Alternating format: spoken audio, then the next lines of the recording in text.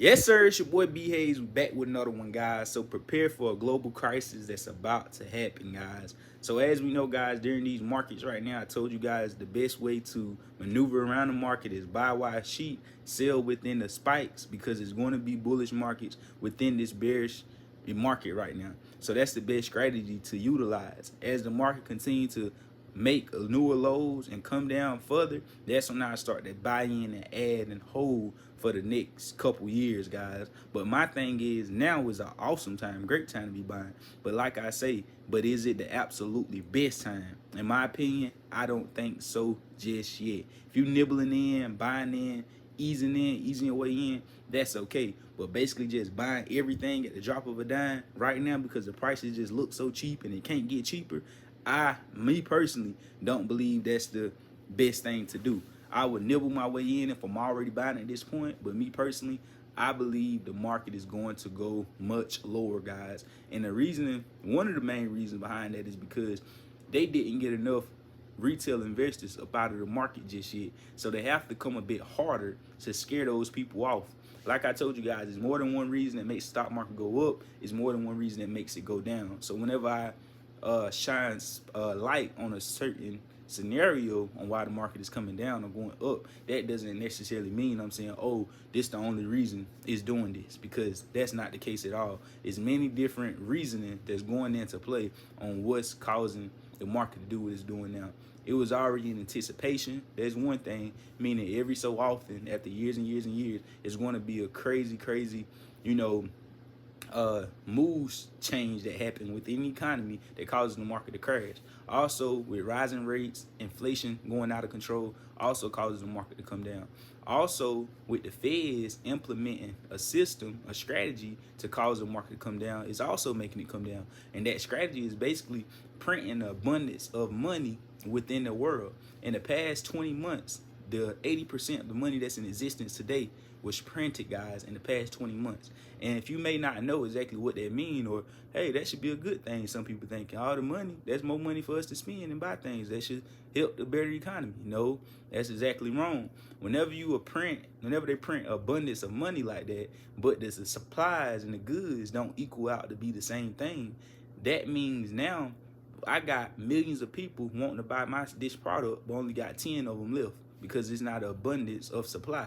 That means I'm gonna have to raise the price of my goods and services to be equally yoked to the amount of money that's out here. And whenever you start to raise prices of goods or have too much money, overflow of money, it creates that imbalance. And the imbalance that then creates the stock market to crash, the economy to be off like it is, and it's just not good for the economy, guys. So as we know, the Feds basically cause this to happen and then try and come in and save the day, save face. Like, okay, I'm gonna cause a problem, then I'm gonna come with the solution, and then I'm gonna look like the good guys. So as we know, guys, they wanted this to happen. It's happening just as they wanted it to. Like I told you guys, the Feds have a 90 to 99% conviction rate over the overall market. Whatever direction the Feds want the market to go in, best believe that's what it's going to do. But they can lose their leverage. They do lose their power the lower and lower the market goes, because the market is not going to go to $0. Everything is not going to go to $0 and just shut down. It got to go back up. It's inedible to go back up. So with that being said, that's why we have those spikes along the way, in between those bullishness moments, in between all this stuff that's going on. You're like, dang, how in the world the market went up 30 certain stocks, 30-40% in a single day last month, whenever the economy is still in the state that it's in? It has to do that because they don't have the power and leverage to continue to just drop the market like that. It got to have that balance to it, because also, just to put it out there, the psychological points of the market, you know how easy it would be for people to become rich and wealthy if the market, just because the economy is doing bad and that means it's just going to fall and fall every single day, that'd be like taking candy from a baby. Just short it, you're gonna make millions. It's gonna fall, obviously, but that's another, like I said, it's more than one reason. That's another reason on why the market is going to have those bullish moments within this bearish market, because of, we can't make it easy. The market is not made to be easy for anyone. If that was the case, everybody would be rich. So anyways, guys, let's go ahead and take a further look at what's going to be going on. So inflation is still out of control. It's still rising. By September 21st, later on this month, The Feds is talking about having one of the biggest rate hikes in 40 years, guys, since the 1980s. And you already know what this going to do. This is going to drive the market down very, very hard. And before, y'all already know what I'm about to tell you. You already know what's going to happen before. Just as I said, I'm pretty sure it's going to happen just like that. Before they do this, they're going to let the market run up very aggressively.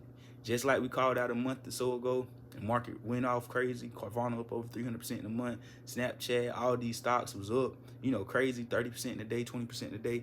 This is exactly what's going to happen prior to them having the biggest rate hikes in 40 years. The market is going to go up very, very strong and bullish.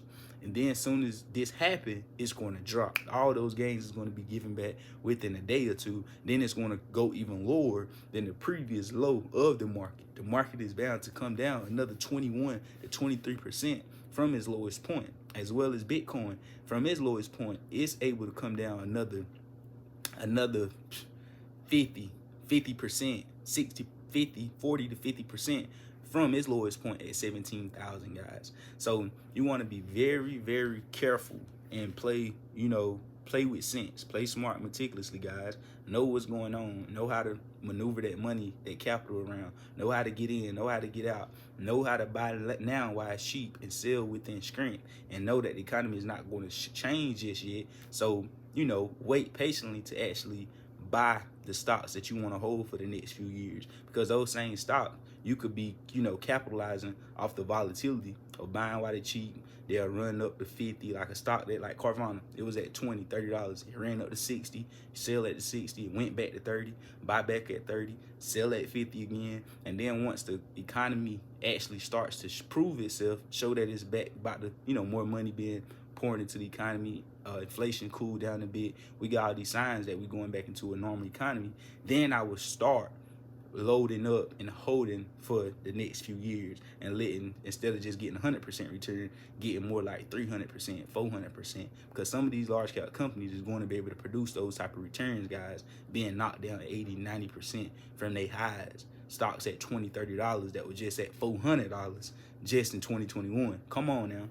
But anyways, like we know, guys, this haven't happened since the 1980s, when they rug pulled the markets and raised rates above the level of inflation. That's also a scary thing that could happen as well. Raising rates above inflation could be insane, guys. As of right now, 2.5% is our interest rate, and inflation is at 8.3%.